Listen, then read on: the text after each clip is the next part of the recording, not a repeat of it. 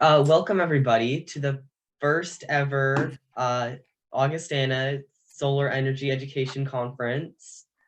It's looking like we have a bunch of people here. Welcome. So here today, me, Linnea, and Nathan have been working on this conference over the last couple months with some other very helpful adult mentors. And so this is very important to me because we're transitioning the church to renewable energy. And if we can do this at one church, why not do it at every church in the country? And churches are a lot of buildings. And the more buildings that aren't using electricity, that's putting greenhouse gases into our atmosphere, the better that is for the creation. So I'll let Pastor Mark take it away. So I think some of you listen to Science Friday on NPR once in a while. And yesterday they had a wonderful doctor who was the head of the National Institute of Health. He's actually Fauci's supervisor, but he's leaving. He talked about the interplay of faith and science and how important that is for him. Science helps him really know the natural world and the way we do things that can make a difference, and faith helps us to ask those ethical questions. What's the right thing to do? And how he said much more than that, but it's a very great introduction. And so in that spirit, in Genesis 1, which Muslims, the Jewish community, Christians goes to, they'll come out of that. It says, and it was so, God saw everything God had made, and indeed it was very good. And there was evening and there was morning the sixth day. And from the very moment in creation, and there's so many things that made that happen over millions and millions, billions of years, it was good. And we gather to say, as people of faith and people of just goodwill, it's very incumbent upon us to do everything we can to renew the earth for generation upon generation to come. So that comes from the best scientific knowledge. It comes from faith traditions that say nothing is impossible for God if we put our hearts and minds to it together. So that's important. In 1994, I went to the first ever White House conference on the environment, hosted by Vice President Al Gore. We had it at the Presidio. There were 400 leaders from around the country in environmental studies, nonprofits. There were just three of us as faith leaders. And the United Nations Deputy Director came and spoke to us. He's from Mozambique. And he said to us all, he said, the environmental crisis is a spiritual crisis. And he called upon us to use everything back then to make a difference. So when I came to Augustana in 1996, it was a dream to make it carbon neutral eventually. I think every time something broke, we replaced it with something very much more efficient. Solar, of course, is always a dream. And in 2008, we almost got there. And then some of the credits disappeared and we put it back as a dream. And then just 2 years ago, after Rose Christopherson was chair of our Creation Care Committee, Robert and Elizabeth Boris came on board and they were fully committed to seeing this through. So here we are, getting ready for this. As Calvin said so nicely, sometimes you can create an example in one small place. When I went to the civil rights beginnings in so many ways, from 1956, the Montgomery bus boycott, I went to Dexter Avenue Baptist Church, down from the Alabama State Capitol, a block. And out of this little church came a major movement. I mean, it had been going on for years and years before that, but it really hit the national news in a new way. And so it is. As a congregation, we were one of the first sanctuary churches in 1996. Francisco Aguirre came into Augustana. He stayed for 81 days, so ICE could not deport him. And then we worked with churches across the country to become sanctuary. And so out of this little church on 15th and Knott, we were able to get all 10,000 of our Lutheran churches in this country to declare sanctuary. And many others have as well. So this is one of those macro. We want to do it for the sake of our neighborhood and our community. But if you can transform a 70-year-old two-building brick structure and make it carbon neutral, when most people may think that's impossible to do. If we can do this well, it can become a teaching example and we could transform every church in this country, synagogue, mosque, temple, to be totally green, and every faith leader would love to see that in every faith community. So it's very important. So I just want to say a big welcome to all of you on this today, and a special thank you to our youth planning team. It's an honor to get to speak with all of you and be with you. But to Linnea and Nathan and Calvin, you've done marvelous work. To Rebecca and Marilyn, who have been walking alongside, thank you. And this is what leadership is about. Like I said, Augustana is no retirement, no minimum age. We're all called to be leaders. Sometimes we lead, sometimes we walk alongside, sometimes we follow, but we continue. So thank you to you three, and welcome to all of you. It's going to be a very engaging morning. I'm excited to see what takes place. This is being recorded so it can be shared in the future. Others who could not come this morning. So with that, Calvin, I'll turn it back over. Let's run. I do want to, one other thing. Partnership, partnership, partnership. You don't do this alone. The Blue Sky grant process through Pacific Power was really a great thing to have take place. So we wouldn't have gotten here without that. I want to be very clear up front. Our partners with Neil Kelly, and Tyler will be speaking later at Portland State University. So glad the professor's on today. With Fisher Roofing, the Energy Trust of Oregon. It takes partnerships to make real change happen. So we're thrilled by the partners at the table, and the members of the congregation stepped up in big ways to raise funds that weren't there 18 months ago to make this project possible.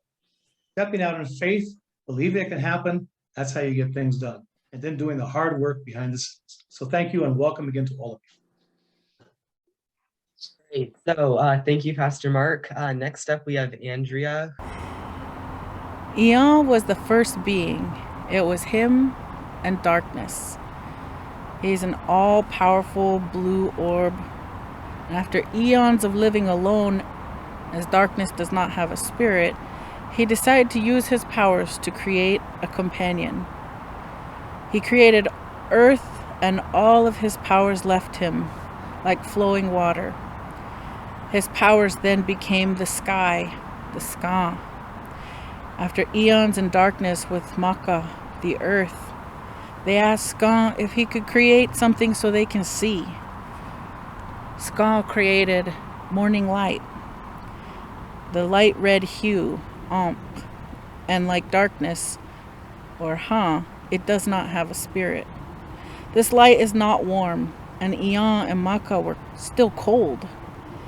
They ask him again, and Ska takes from each of them and creates the sun, the we.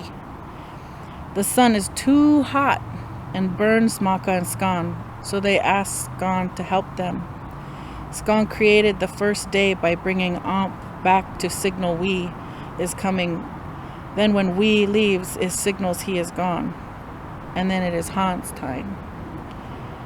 So during the time when the sun was too hot, when we was too hot, it was scorching the earth.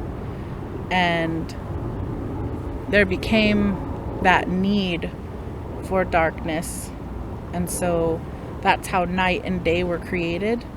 And it's important to recognize the usefulness and the utility and the balance.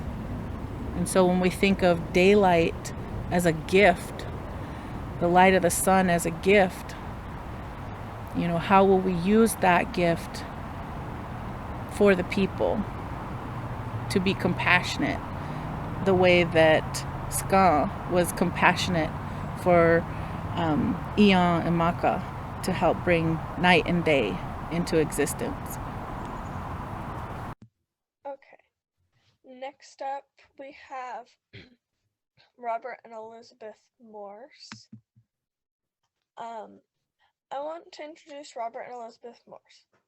They have been the Augustana Solar Project leaders for the last 15 months. Elizabeth works for a national builder. She is a lead accredited professional focusing on the operation and maintenance of existing buildings. She has a master's from Indiana University South Bend in strategic sustainability leadership. Robert majored in biology with a concentration in ecology at the University of Pennsylvania. After careers in several different fields, he became a professor of Italian and continues to teach Italian part-time. His hobbies include vegetable, fruit, and flower gardening and living sustainably. His usual means of transportation include walking, biking, and taking public transportation. Robert and Elizabeth also share a plug-in hybrid car. They moved to Portland in 2016 and within 3 months transferred their church home to Augustana. When they purchased their current residence, they left the cathedral ceilings and the south-facing exposure, which was perfect for solar panels and sun-loving plants. In 2020, they realized their dream of making their home carbon net zero. Then they were ready for a new challenge, the Augustana Solar Project. Please welcome Robert and Elizabeth Morse. Thank you, Linnea. And it's a pleasure to be with you all this morning. Thank you for attending. First of all, I just want to say how much I am enjoying leading this effort along with Elizabeth and many others. And so basically what we'll do this morning in this 15-minute slot, more or less, is I'll give you an introduction. Elizabeth will cover an overview and timeline of the project, and then I'll finish up with some financial aspects, and then we'll have time for questions. So as Pastor Mark said, an important mission of Augustana is to be good stewards of God's creation now and for generations to come. And I think for Elizabeth and me personally, we want to secure and protect the future of our granddaughters. They have a good chance of actually living into the 22nd century. And so, but given the climate and environmental crises we're facing now is really the time for action. So our solar project involves placing 112 photovoltaic solar panels on the Christian Education Building roof, which is flat and has a wonderful exposure to the sun. This 44 kilowatt system will use God's gift of sunshine to produce all of Augustana's electricity, enough for both the sanctuary and for the education building. And Elizabeth and I are leading this project, but there's a whole team of volunteer Augustana members, as well as the church staff, who have been providing their support and expertise. And both the congregation and the church council have passed resolutions in support of the project, and donations have been very generous. So now Elizabeth will show you a timeline and provide you an overview of the Augustana solar project. Elizabeth, take it away. Good morning. Thank you all for being here. Robert is going to put up a slide here so I can give you an overview. First up, okay, there we go. First up is we're going to be talking about the fact finding and research and feasibility stage, then the grant writing phase, the design, permitting and installation phase, and then finally the future actions that we need to take. And then I'll toss it back to Robert for the financing and fundraising piece. Okay, next slide. There we go. So good. I wanted to provide you information on the timeline and steps involved in this project. In March of 2008, as Pastor Mark mentioned, the Congregation of Augustana voted to install a solar energy array on the education roof. But due to the recession and difficulties with the RECs and credits, that project was not able to go forward, and we were not able to, the church was not able to solarize. Robert and I are solar enthusiasts. We tell most people that we meet that we talk about how wonderful solar power is, how great it is to have a tiny $12 a month electric bill.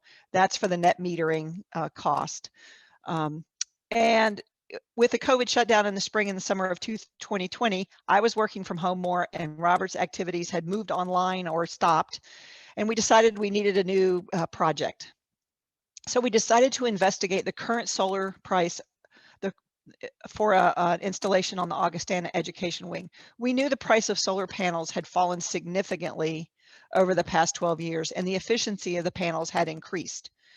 So in June, we reached out and contacted Energy Trust of Oregon. So if you're ever going to do solar on your own home, your first step should be Energy Trust of Oregon, and they will give you the names of trade allies who they've vetted and where you can get the incentives that ETO provide. So they gave us 4 names, and we reached out and we got bids from 4 different companies. One of the bids came from Tyler.net Neil Kelly, and you'll hear from Tyler here shortly. Tyler told us about the Pacific Power Blue Sky Grant. We had no idea at that time. He told us he had worked with another church in Northeast Portland to secure a Blue Sky Grant, but we only had 6 weeks to complete the application. With the bids in hand, we attended the July church council meeting and briefed them on the cost of the solar array, and then we told them about the Blue Sky Grant opportunity. We also had to discuss the condition of the roof on the education wing. The roof was over 20 years old and showing signs of wear, and we understood that the roof would need to be replaced before the solar array was installed. Solar panels have a life expectancy of more than 25 years, and we did not want to have to remove them to install a new roof. Both projects would have to be undertaken together, but the financing of each project would be counted for separately. The roof is considered a maintenance item for the church and would need to be addressed even without the solar project. The council authorized us to engage a grant writer and to proceed with both projects. Tyler recommended a grant writer that he had used on the previous Blue Sky Grant application, Sander Lazar. Having a talented, knowledgeable grant writer is an asset in this process. Sander was able to provide insight on what the other church had included in their application, and he helped us craft a strong application which focused on youth education, outreach to the community. We proposed a documentary video of the project, which John Jensen, Augustana member and professional videographer, is working on now. A permanent informational sign that will be installed near the bus stop on 15th Avenue, and a youth conference, which we're holding here today. Before we submitted the grant, we needed to have congregational approval. On August 8th, a Zoom congregational meeting was held, and the congregation gave us permission to proceed. I would like to say they gave us enthusiastic permission to proceed. On August 17th, we submitted the Blue Sky grant application. We also decided to submit a grant application to the Portland Clean Energy Fund program. This was the first year of that program. We had a lot of the language for the grant already crafted, so we did submit that grant on October the 9th. We had a really busy fall. In November of 2020, we were invited by Blue Sky to have a telephone interview to discuss our grant application. Bob Gravely, a Blue Sky representative, will speak about the Blue Sky program more in detail later today. We believe that our grant application was selected for an interview because of the educational and outreach elements we included. Augustana is a nonprofit incubator and has several nonprofits in addition to the justice work undertaken by the congregation. In October of 2020, we held an adult forum to provide congregational members with information about residential solar energy systems for their own homes. We recently heard that an Augustana family had installed solar on their roof. And in August, their roof in August, and we know several more that are currently getting bids for solar for their roofs. We've taken calls from congregational members to answer their questions and to provide recommendations on solar contractors. We typically refer them to Neil Kelly, but we also refer them to the Energy Trust of Oregon website. We knew that we would most likely proceed with the installation of the solar array even without the grant, but it would have taken the congregation a lot longer to raise the funds. So we were really thrilled when we got the grant. We held 2 Italian takeout fundraisers over the winter to kickstart the fundraising, and Robert will speak more about fundraising here shortly. In February of this year, we were awarded the Blue Sky grant. The next phase is able to commence. In April of this year, Neil Kelly finalized the solar design and developed the permit documents. There was a slight delay due to the structural engineer being very busy. One design challenge that we had was that the panels could not be visible from the street, and that is an Irvington Historic District regulation. Permit documents were submitted to the City of Portland in May of this year. Once we had the design, the roofing contractor was selected, which is Fisher Roofing. We held a meeting in May to coordinate details to ensure that the new 30-year roof warranty would remain valid. The solar racking system would require punching over 150 holes in the new roof membrane. 150 potential points of leakage. It was determined that a taller flashing boot to prevent water leakage was needed. So that meeting was well worth the time. In June of 2021, Pacific Power met us on site to determine the best location for the new electric meter and the location for the mounting the 3 transformers that the new solar array would require. In July of this year, the new roof membrane installation was completed, and in August, the electrical panel and disconnect switch were installed. The City of Portland approved the building permit in September, and the electrical permit was approved on October 13th. We are ready to start installation 16 months after this project began.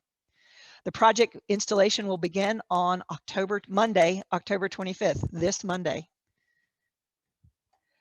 We expect installation to be complete in November, including the city inspections. System will be turned on in late November or early December, and we will host a ribbon cutting event and celebration.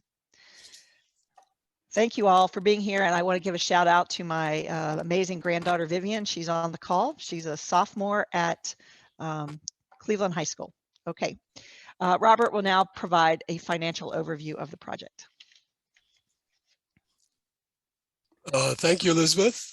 And looking at the total cost of the solar project, $133,000, it includes electrical work and new transformers needed for the system, in addition to the labor and materials for the installation of the solar panels and the solar energy system. So a big chunk of that came from the Pacific Power Blue Sky grant, which is made possible by the contributions of the Blue Sky participants in that program, which I'm sure Bob Gravely will refer to. And the Energy Trust of Oregon has a solar incentive, which gave us 8%. Augustana members have generously donated another 40% of the total. And especially I wanted to recognize the youth group who showed their commitment and made a $1,500 contribution from their container recycling program. So we have kind of a fundraising mechanism that is very environmentally friendly, going towards a project that is also environmentally friendly. And several anonymous matching pledges also helped the fundraising effort. We have held 2 successful Italian takeout fundraisers, and a third one is scheduled for next month. And both members and friends of Augustana have supported the project by purchasing my friend Chef Vincenzo's delicious lasagna and Elizabeth's awesome tiramisu. We end our presentation here by saying that this solar project is a very important step on Augustana's journey to becoming net zero carbon. And we thank you for your attention. And now is the time for any questions.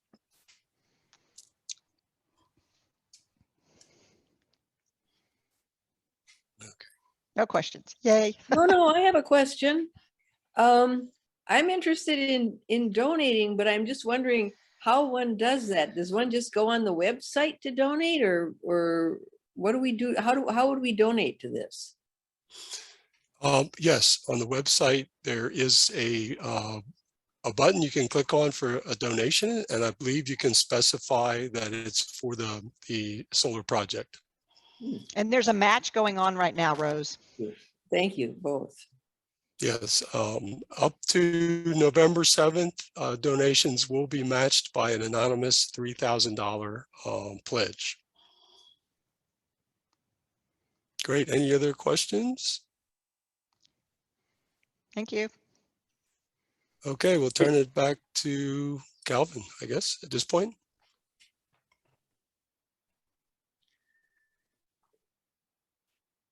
Thank you, Robert and Elizabeth.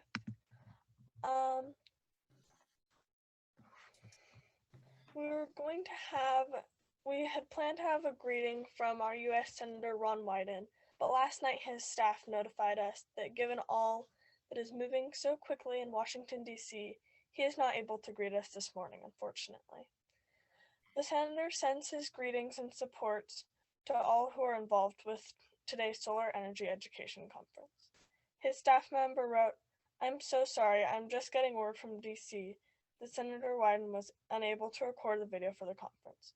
Please accept our sincere apologies. We would like to take part in any future work that this group does."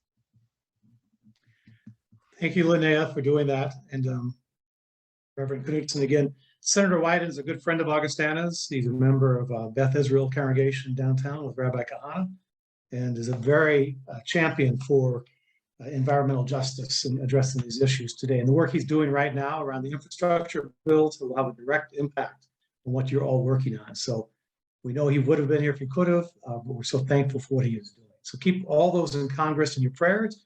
And as you all know, be advocates. Don't be afraid to call and encourage and demand that we move. Coming up now to present to us is Marilyn Keller.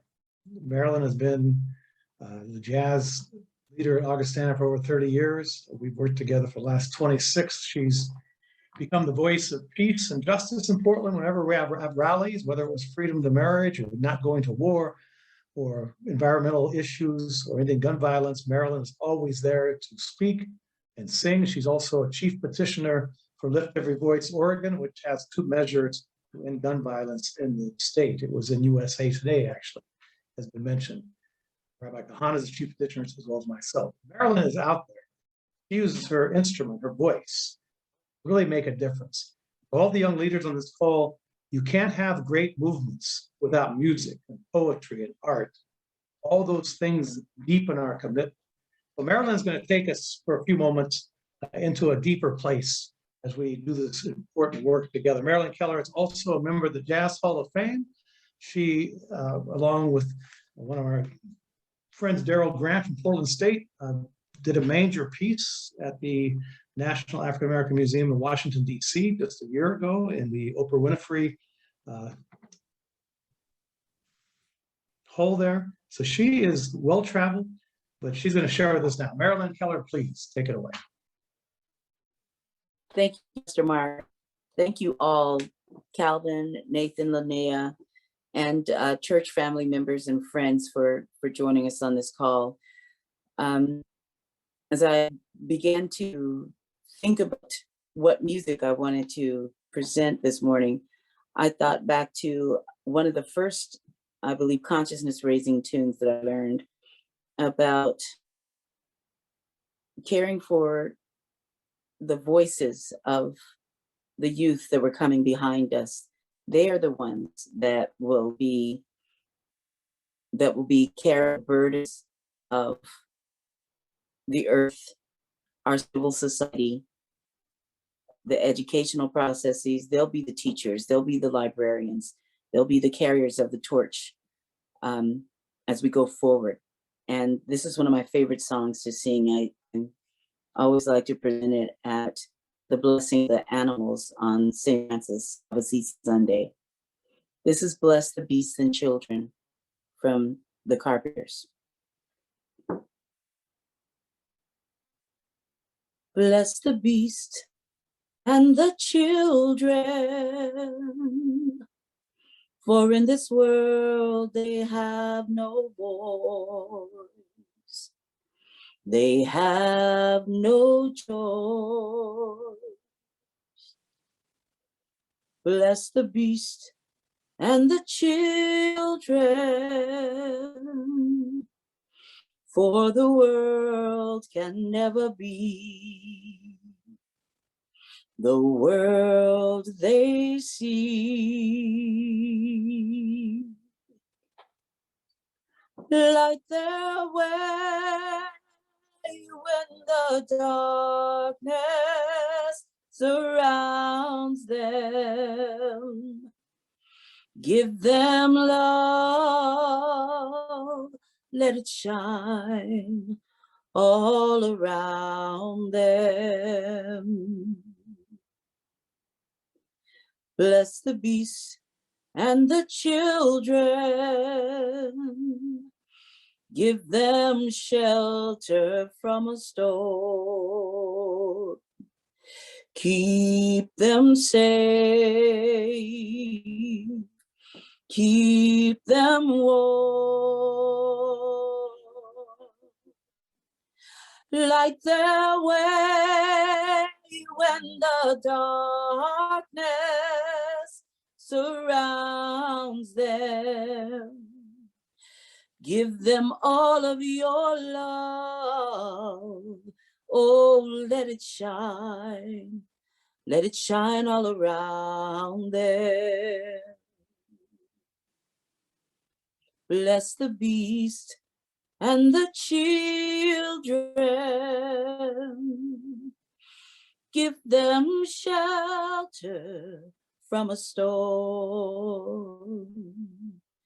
Keep them safe.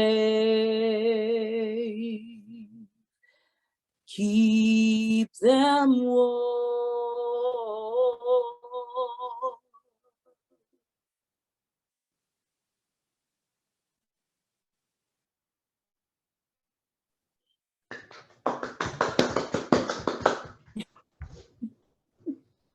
Thank you, Marilyn. And Nathan, you're going to take us to our next speaker. It is my pleasure to introduce you our next speaker, Bob Gravely. Bob is currently Pacific Power's Regional Business Manager for Portland Blue Sky. In this role, he is responsible for or involved in Pacific Power's local government, account management, economic development, and philanthropic giving for the Portland area. Bob has been a resident of the Portland area for 20 years and is active in the community. He serves on several boards or advisory committees for the Portland Workforce Development Board, the Lloyd Enhanced Services District, Oregon Energy Fund, and Oregon Association of Minority Entrepreneurs. Bob has been instrumental in making the Augustana Solar Project a reality by working with us to help get the Blue Sky grant to help fund this. Please welcome Bob Gravely. Thank you so much, Nathan. And thank you, Reverend Knudsen and Robert and Elizabeth and Calvin and Lene and everybody else who has kind of made the conference today possible, this project possible. And thank you, Marilyn, for that beautiful song. Good news for everyone is I am not going to sing. So, but I'm very happy to be here this morning. This is very inspiring to hear the work of the congregation and how it's come together to help make this possible and the commitment everyone has. So thanks again for having me here today. I thought, I know I will talk about the Blue Sky program, but I thought I'd also take a minute just to kind of provide a kind of a bigger picture so that everyone kind of understands how the work you're doing fits in to kind of the current energy world. Pacific Power is the utility that serves most of Northeast Portland, portions of North Portland, and also parts of downtown.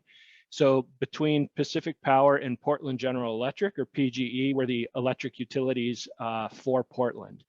And generally we produce energy with really big power plants. That we have power plants in 6 states. And these are hydroelectric dams, these are wind farms increasingly. There are also coal plants and natural gas plants. And we have some really big solar projects. And so we generate this energy and it goes onto the grid. It travels across state lines on the great big transmission lines, that you see, and it comes into the substations you may have in your neighborhood, and then it goes out into the wires that go down your street and into your house.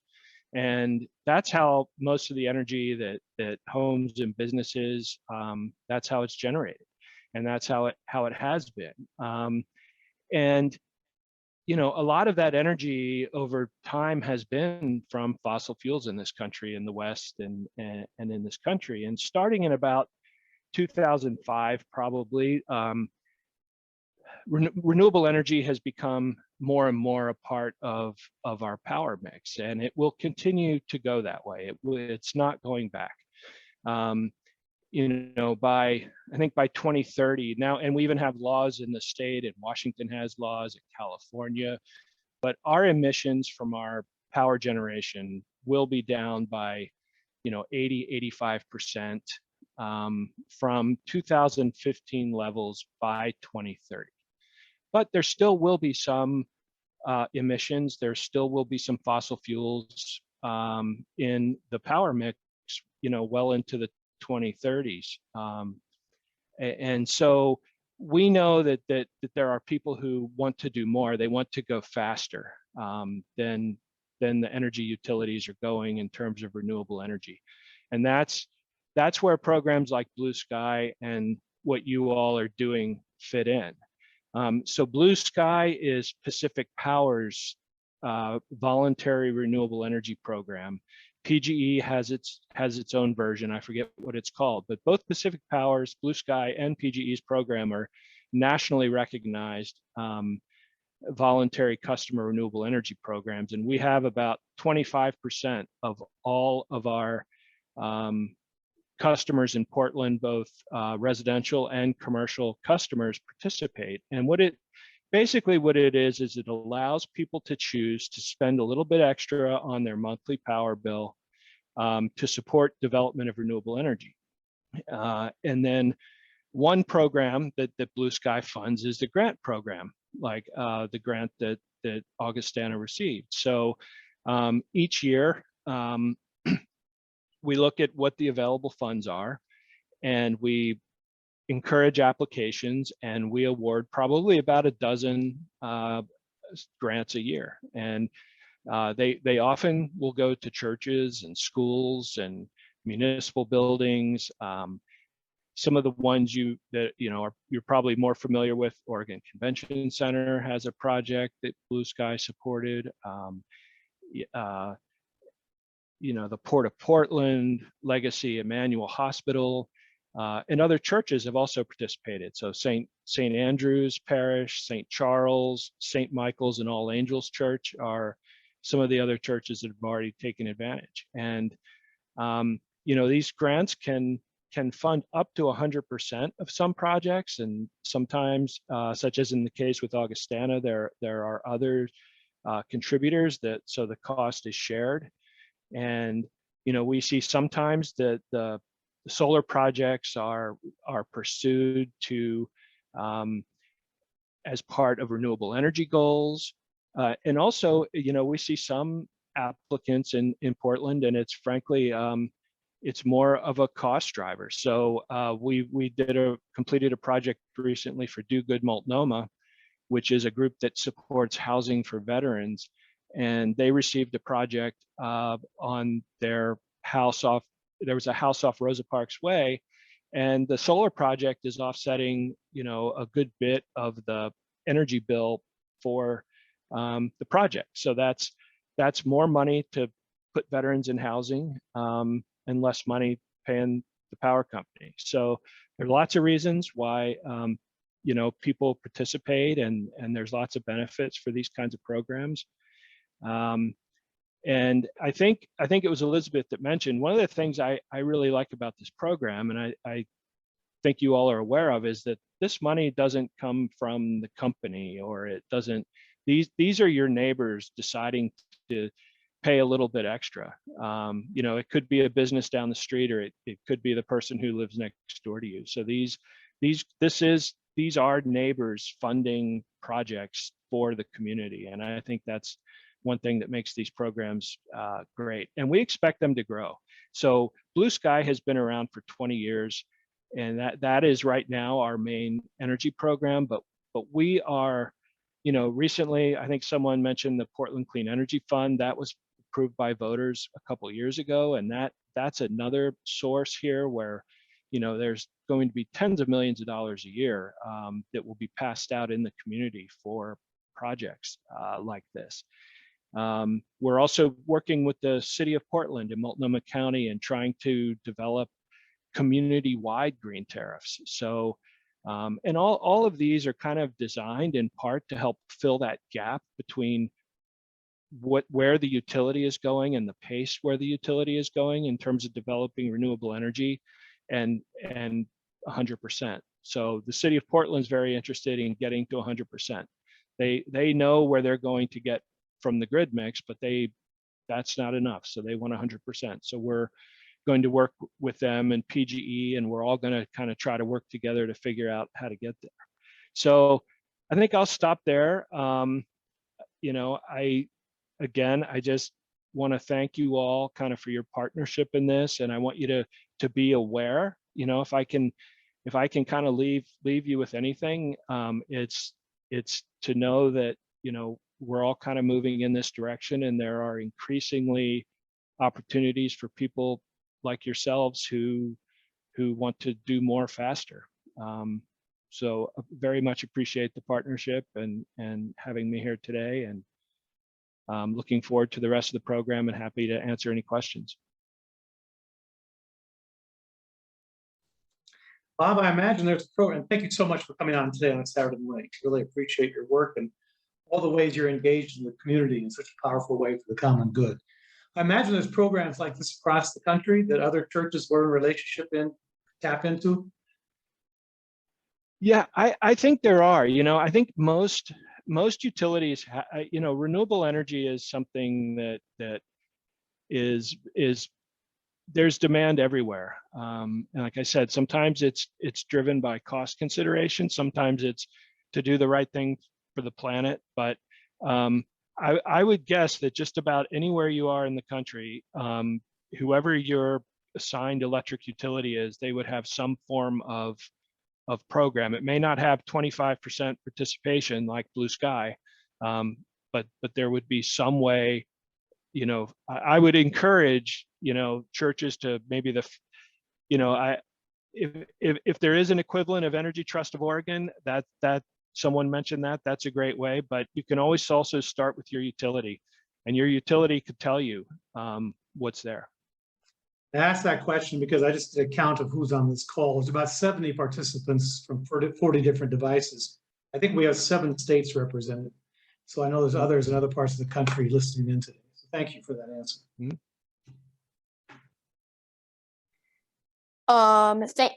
Thank you, Bob. I'm now going to pass it on to Calvin. Yes, all right. So for our next speaker, we have Tyler Doughton, who is actually a Portland native. He has been working with Neil Kelly remodelers and builders for over 10 years. He has 20 years of experience in sustainable and renewable construction. And although he has varied experience in sustainable, although he has like a lot of experience, 20 years, and it's very varied, right now he works almost exclusively in solar for Neil Kelly. Tyler has worked with Robert and Elizabeth Morse and the rest of the Augustana team to make this solar project a reality. Please welcome Tyler Doughton. All right, thank you very much, Calvin. I appreciate the introduction, and thank you guys for all being here, spending your time with all of us on this Saturday. And thank you, Augustana, for letting me be a part of this. This is a really cool conference. Yeah, so I just wanted to kind of tell the story from the contractor perspective and talk about incentives and such with the help of a slideshow. So let's see if I'm clever enough to realize how to share my screen here. All right. Okay, can you guys see my screen there? We sure can. Great. Let's see here. Okay, so Pastor Mark and Elizabeth and Robert Morse all have done a really good job kind of explaining the history going back even a few decades, which is really cool. So I won't spend too much time on that portion of how we got here, but I will give you the contractor perspective, kind of from the time we came into it and the role that we played. So it did start with Robert reaching out to the Energy Trust of Oregon, and the Energy Trust of Oregon reached out to us. So Augustana and specifically Robert had this desire to try to go solar, and they were able to just get in touch with the Energy Trust, who put them in touch with 4 contractors so that they could make sure that they were, working with the right company and getting a good price on this project. So I met Robert on the roof. In fact, took this picture right here from that first meeting. and talked about the different programs that were out there, including this Blue Sky program. We talked kind of vaguely about what it might cost and how much Blue Sky could contribute. And from there, Robert got a few more bids, and we heard back from Robert, gosh, I guess a couple weeks after that probably, and he said that they wanted to work with us and they wanted to go after this Blue Sky grant.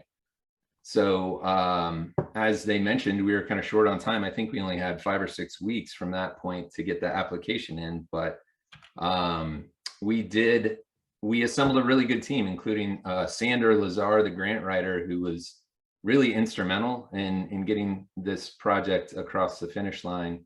But Robert and Elizabeth both just played huge roles in this, keeping everyone on task and keeping this project moving forward.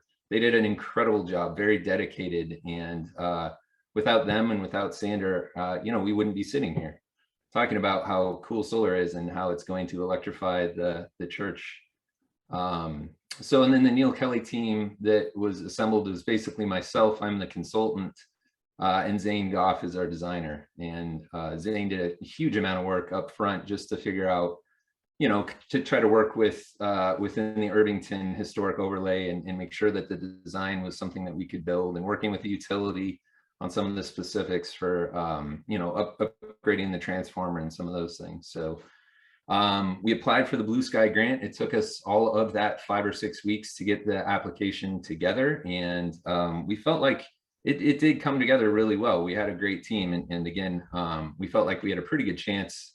And in February of this year, we were awarded the grant, which was incredibly exciting. And that's really where a lot of the real work started.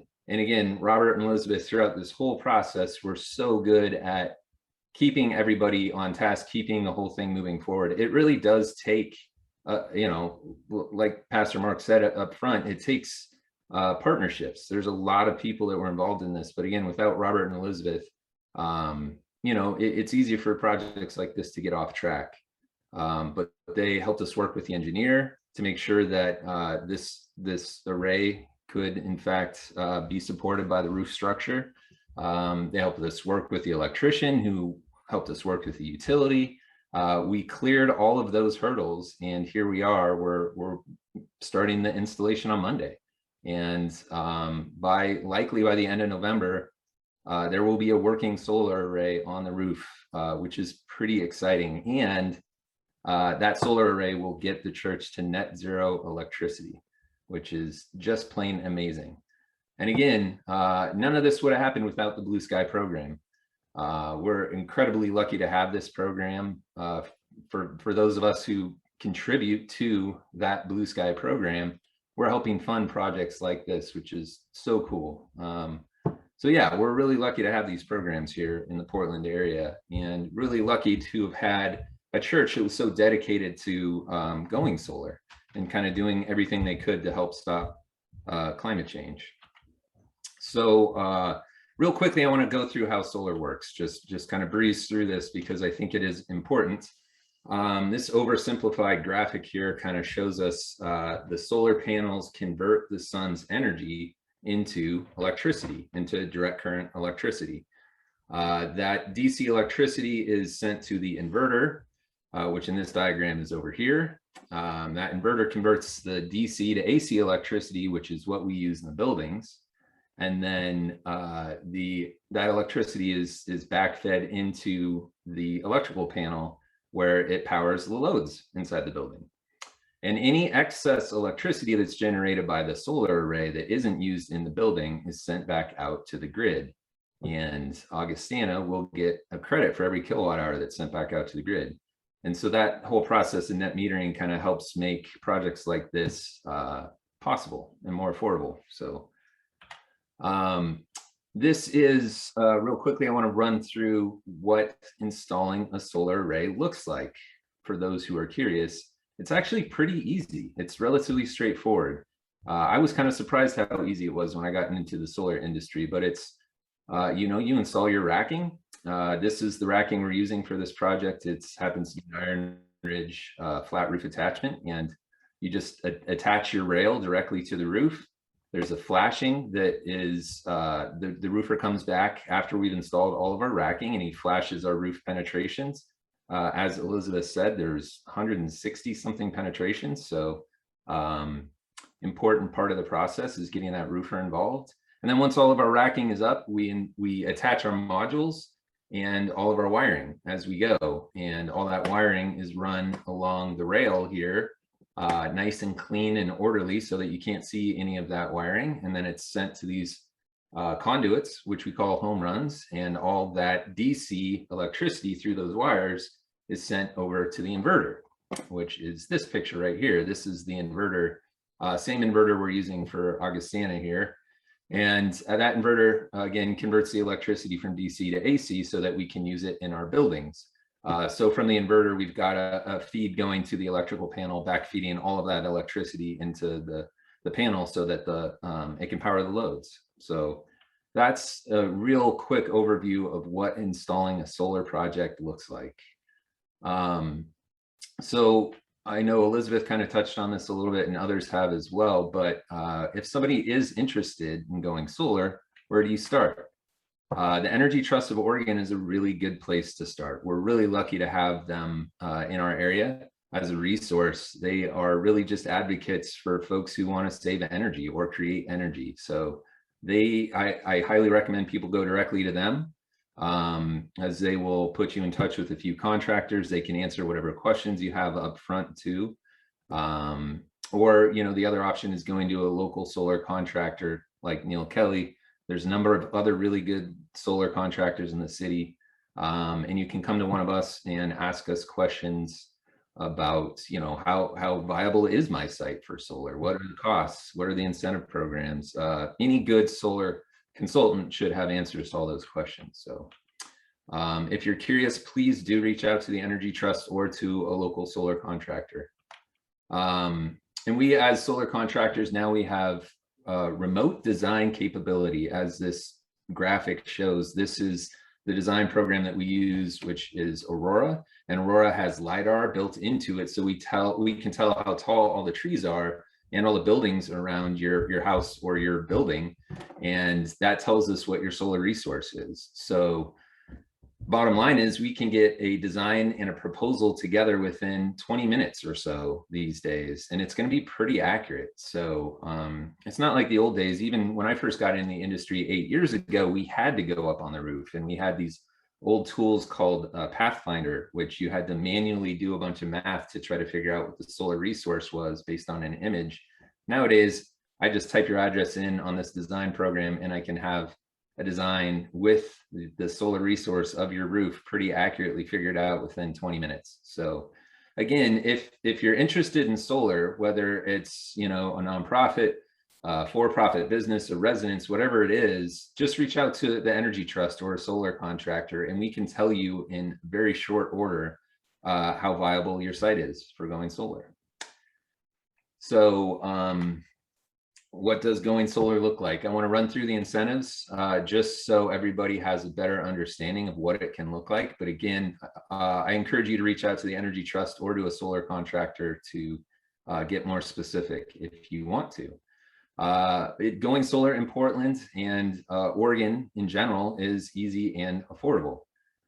It's also just as easy and affordable in other states too. So again, reach out to the local utilities, as Bob mentioned. If you're lucky enough to have an energy program like Energy Trust, please reach out to them and ask them what it looks like, and you can get some pretty specific information. But in commercial and residential and even nonprofit setting, there's a lot of good incentives and programs to help pay for a solar installation, to the point where most buildings that have a good roof, solar is going to pencil out fairly well, which is pretty cool. Obviously, for those of us who want to do everything we can to slow down climate change, if a solar project can do a lot of social good in that regard and also pay for itself, it kind of can sometimes be a no-brainer. So please do look into going solar. These are some of the nonprofit incentives and programs that are available to us in the Portland and Oregon area. Grant programs were the only thing, or the primary thing, that we used to pay for these projects even just a couple years ago. But there are some grant programs out there like Pacific Power's Blue Sky program, which we used to help pay for this project. And in a lot of cases, they can pay for a majority of the cost of the project. We now have this equitable solar initiative incentive from the Energy Trust of Oregon. That is a relatively new incentive. It didn't exist when we first started the conversation with Robert, but that can pay for up to 75% of the project, if you meet the right criteria for that incentive. Then we also have the state rebate for solar, and there is a low-income service provider carve-out within that program that can pay for up to $30,000 for a project for a nonprofit, which obviously makes a huge difference. That program was not funded when we first started the conversation with Robert. Yeah, there's a lot of really good resources out there. And then lastly, the Portland Clean Energy Fund, which we're incredibly lucky to have here, those of us in the city of Portland. And that can pay for a majority of a solar project as well. Any solar contractor should know all the ins and outs of the Portland Clean Energy Fund or state rebate or ESI incentive or the grant programs. This little graphic on the right is actually from a proposal I sent out this week to a nonprofit in the Portland area. And as you can see, the Energy Trust of Oregon incentive and the state rebate are going to pay for what is that, upwards of 80% of the system cost. So if you're interested in solar, reach out, get more information, because it could very well look like that. So for-profit commercial projects, I won't spend too much time on this, but you can see there's ETO incentive, there's a federal tax credit, and then you've got the maker's depreciation. Those three incentives can pay for a majority of the project. They often will pay for a majority of the project if the client has the tax appetite. So again, commercial solar works in both nonprofit and for-profit settings. Here's just an example of what the residential incentives look like today in Energy Trust territory in the state of Oregon. We've got the Energy Trust incentive again, and that pays for up to $1,750 of a residential project. We've got the state rebate, which can pay for up to $5,000 of a residential project. And then we've got the federal tax credit that pays for 26% of the remainder. So this, again, on the right, this graphic is a residential solar project I just put together a couple of weeks ago for some friends of mine. The payback was about 10 to 12 years. It's not always that good, but again, if you're interested in solar, reach out to somebody and you can figure out what it's going to look like. So yeah, that's the bulk of my presentation. I'd be happy to answer any questions that you might have. I don't know if we've gotten any in the chat here.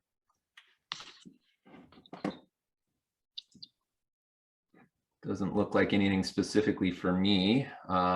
So yeah, I have a question. Please.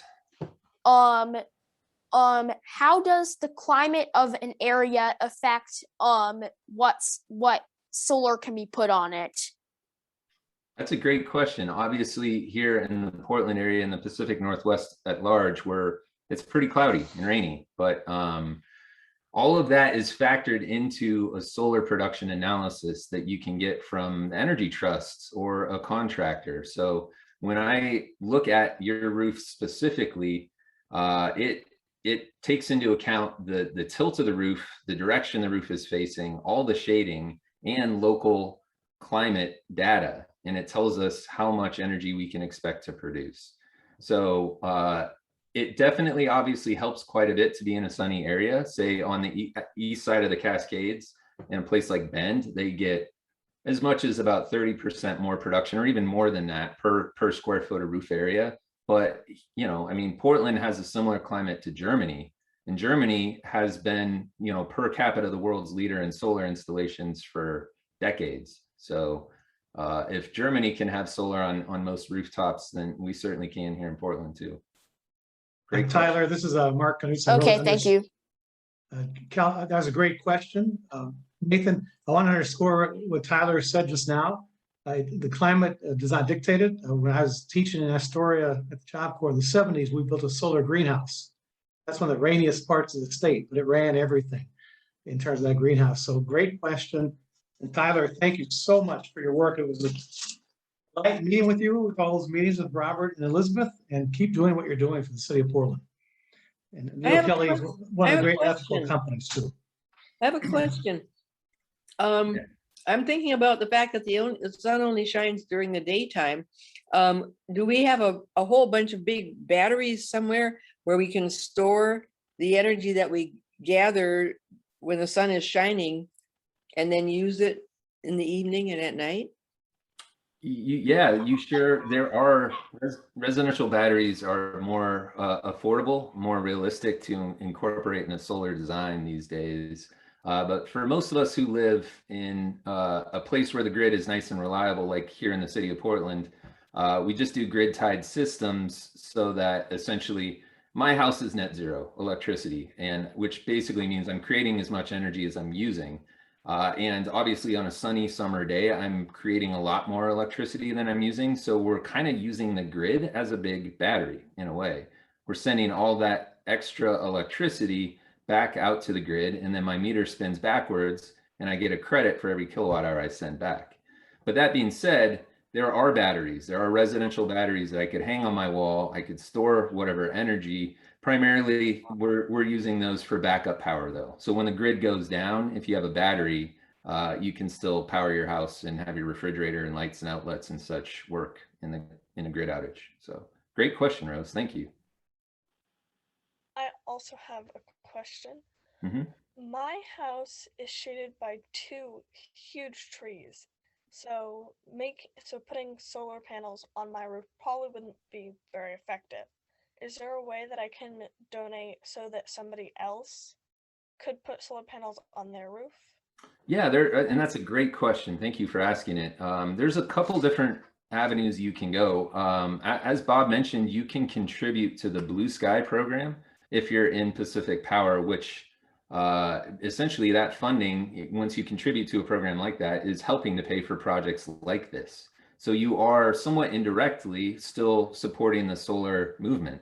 When you sign up for a program like Blue Sky, or PGE has an RDF program that's similar.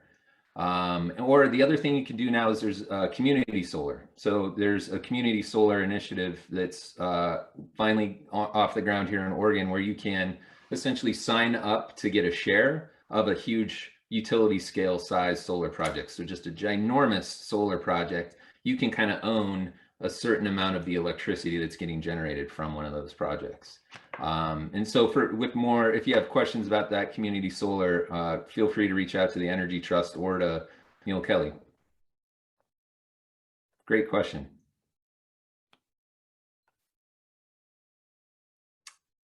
So if that is it, well, we'll turn it back over to you guys, to Augustana.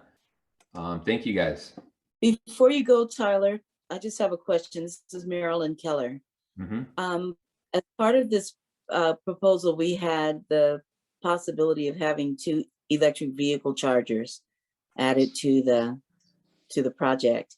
Mm-hmm. Is there a way for Augustana to check into that in the future? We did not receive the grant possibility for the EV chargers, but is there a future possibility that we can look into? Yeah, I believe you guys applied for a grant through Pacific Power for that.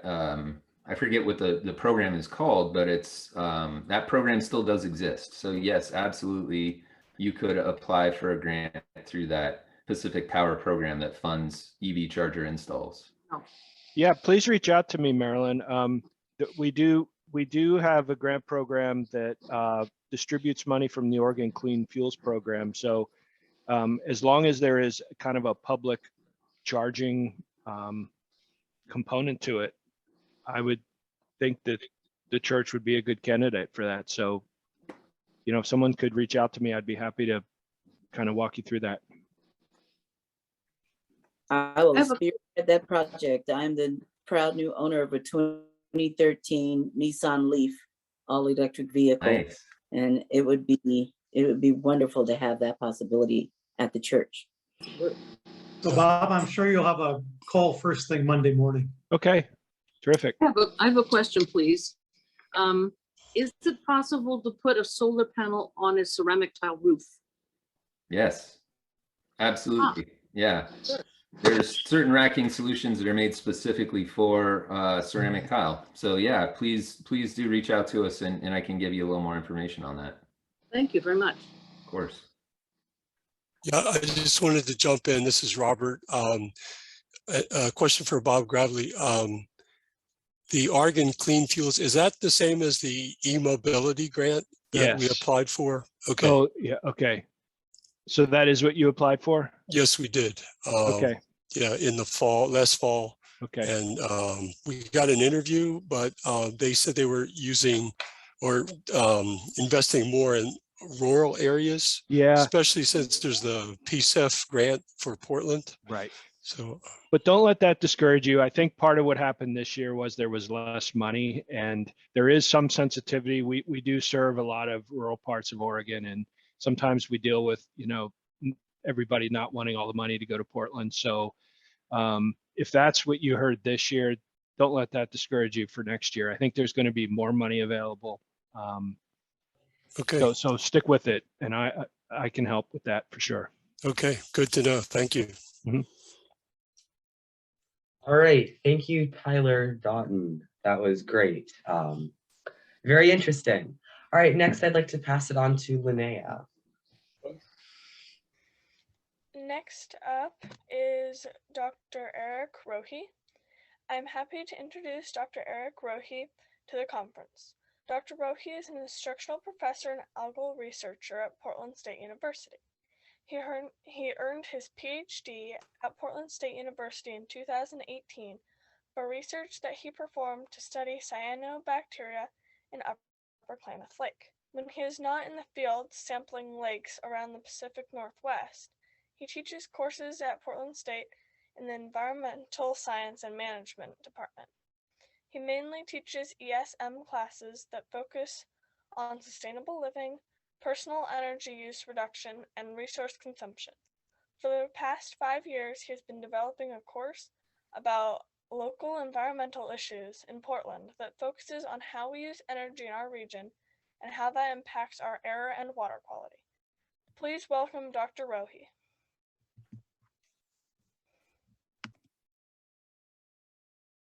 Okay, I think I'm unmuted. Thank you very much for letting me be a part of this conference. I am brand new to this group. I haven't really met most people here, and I came to this conference through Robert, and I really appreciate you allowing me to talk and talk about some of the things I do, especially related to this issue.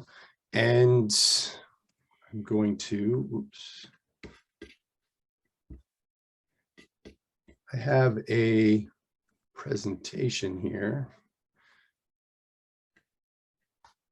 that I am not adroitly finding. Okay, so as you heard in the introduction, I research algae, and so I thought to start what I was going to say here about what you guys are doing with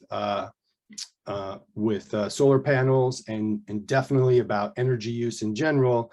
I thought I'd kind of give you an arc of how I got into this project a little bit, because it's not necessarily a regular leap to go from researching algae to energy use in systems.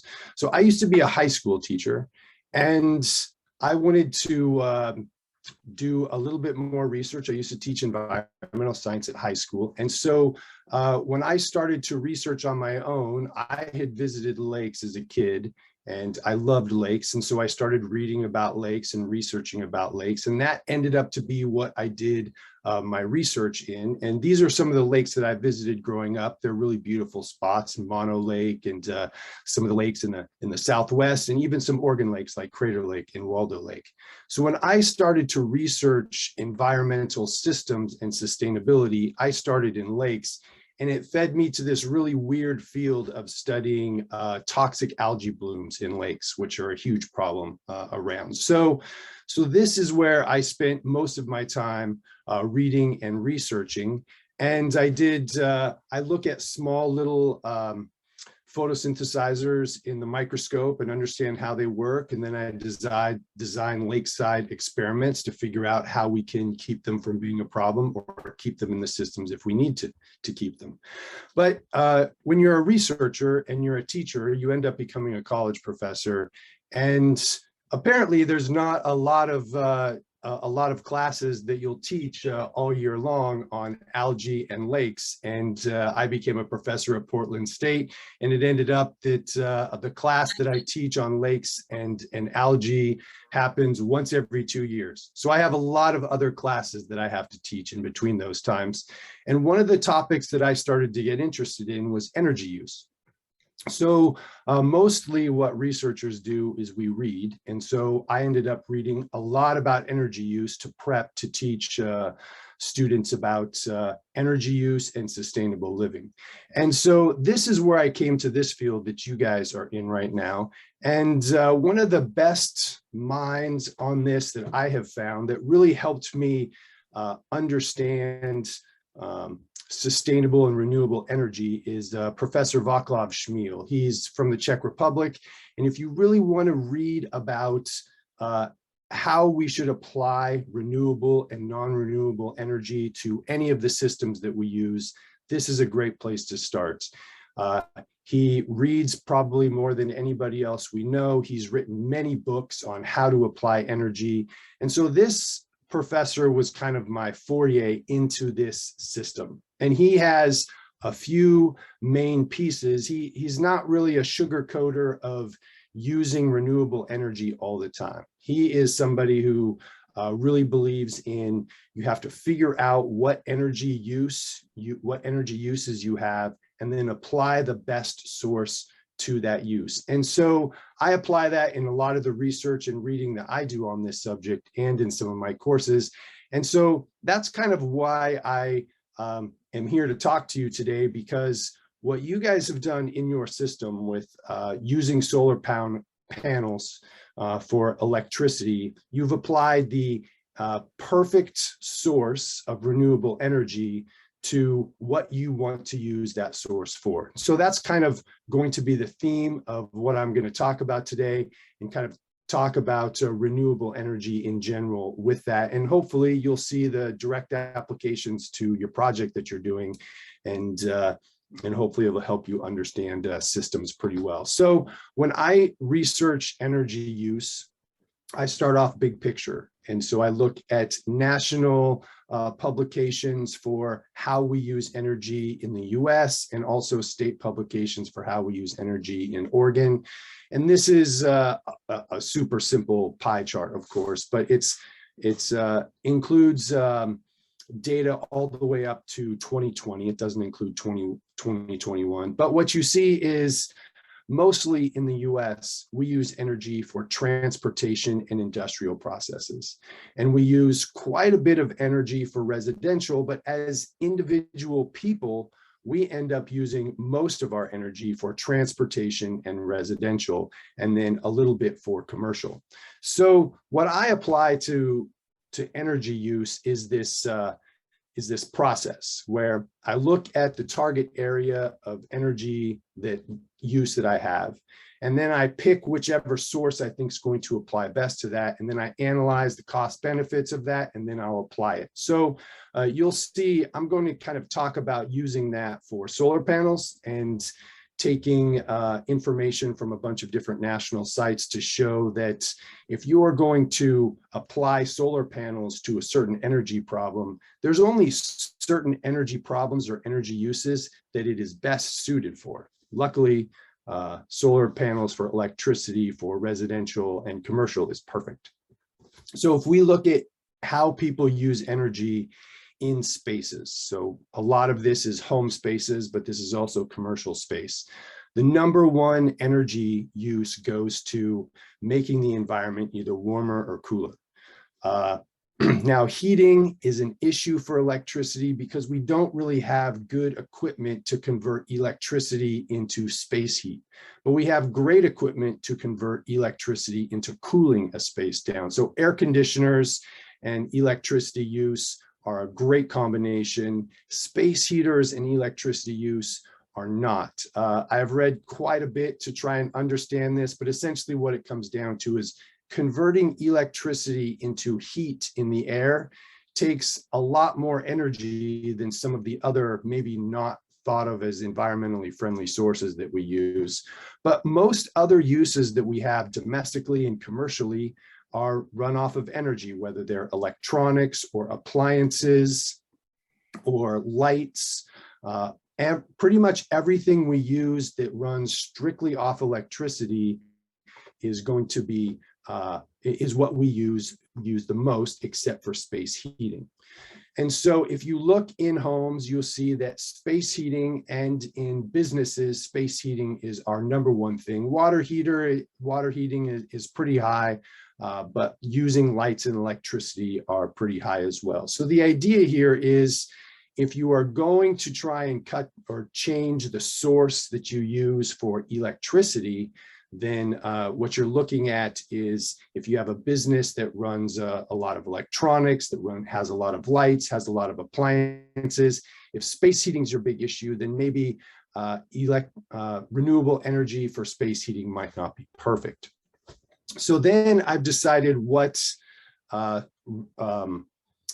use I have. So basically electricity use. And then I'm going to look at the different energy sources that are best for that. So if you look at electricity use, some major sources of electricity use are going to be natural gas and coal and the general things we'll use for a power grid. But if you're looking at some local sources, solar and wind might immediately come to mind. So if I focus on solar, I'm going to look at what some of the benefits of that are. And then I'm going to look at some of the limitations. And if I want to use it for my commercial lighting in the electricity, this is a perfect fit for renewable energy and what I need it for. So my renewable energy source and what I need it for. Because if most of your work is going to be done during the day when the sun is shining, unless you have a system like in the last presentation where there was a great question about batteries, unless you have a system that requires batteries, or it's not hooked, if you have a system that's not hooked into the grid, you're going to require batteries. And so having that your source be during the daytime and having most of your electricity used during the daytime, that is a great fit for that. If you have it directly connected to the grid, then that's going to be a slightly different solution, because it's just going to cut down on your costs, but it's also a good fit still. So using solar for energy use for electricity during the daytime is perfect. Another choice that a lot of people make are trying to use wind sources, which for a local project like this, turbine is not a great option here. But if you have a large wind farm that's connected to a grid, it's a good option. It brings in a lot of energy, but it's not necessarily as consistent as you would say solar panels are, because you can use those on a daily basis. And then I'm going to bring this option of natural gas in here, because I'm going to make a point about it a little bit later. Even though this is a non-renewable source, it is not the perfect source of energy to use, but in a bunch of cases for commercial and domestic use, natural gas is used because it can be on demand. You don't have to have it at specific times of day, and it's not variable. You can use it at night, and a lot of times large solar generating plants will use natural gas as well to fill in gaps that they might have in production, let's say in the evening times. So picking what you want to have your solar panel for, or your wind farm for, or your renewable energy source for is important, because it matches up well with some things, but not with other things. So that's going to bring me to kind of my last arc of points here, which is there are certain things that we use in a business or in a church or in a school or in our homes that we definitely want to use for solar power, and that will be a gigantic benefit for the environment. It will be a huge benefit for how much we have to pay for electricity or how much we have to pay for energy. And that is anything that we use straight electricity for. Solar panels are perfect.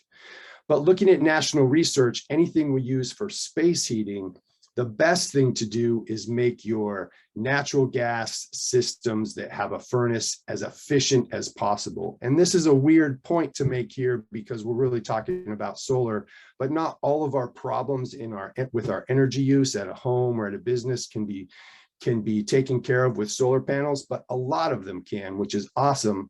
And the ones that can't, it's not necessarily a good idea to try and force those into solar electricity, because we might end up using overall more energy to force a conversion from electricity to space heating than we would to make our furnaces very efficient, release much less pollution than they would, but still heat the space fairly efficiently. So picking your source and applying it to the problem or the energy use that you have is the key here. So I watched this great talk a couple of years ago about somebody who went into people's homes and helped them make things more efficient. And their main point here in their talk was, you need to figure out what your energy elephant in the room is.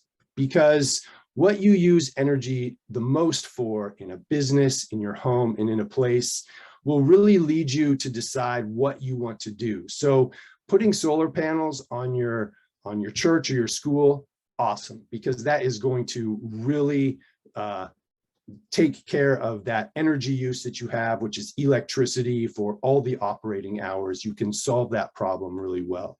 And then after you solve a problem like that, there is going to be a new energy elephant. And so kind of figuring out what those energy elephants are will be important, because after you guys do this project, you still have those same goals. And so you're going to be thinking about how are we going to make our systems more efficient. So your next energy elephant is going to be something else, and you'll have to kind of figure out, what do we use the most energy for this next piece?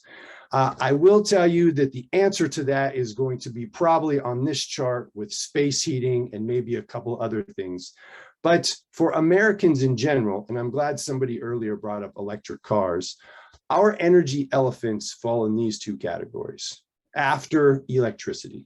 And so using solar panels for home or commercial electricity, perfect. And after that, our two energy elephants are transportation, which we can kind of take care of with electric cars because we can hook those into a grid and use the electricity from a grid that's based on renewable energy. So our cars actually are a good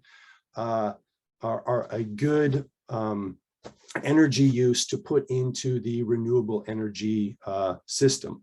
But an area that we all use a lot of energy that we don't think about very much is data centers. And as I've done a lot of research on electricity use, the growing area that we as Americans and people in a pandemic who are going to use the internet a lot more, the growing area of energy use is using computers and the energy that goes into those. So this will just kind of give you a forecast of things to think about, but it also is something that we can't really directly solve energy-wise because we're not really in charge of the energy for data centers. We can purchase a product, but we can't really alter how they use their energy. But if you look at this graph, and these are national numbers with predictions, there's a lot of energy that goes into having a center where you have a bunch of computer servers. Those create a lot of energy. They are a lot of heat. They have to be in a building that has to be cooled down with air conditioning. There's a lot of energy that goes into creating the networks and getting things. And so I read this article last year that said one of the biggest energy uses last year was Netflix, because the amount of energy that went into maintaining the data centers to send out video and audio together to our phones and devices was was pretty amazing. So this is probably a lot of our energy elephant that we can't really solve personally.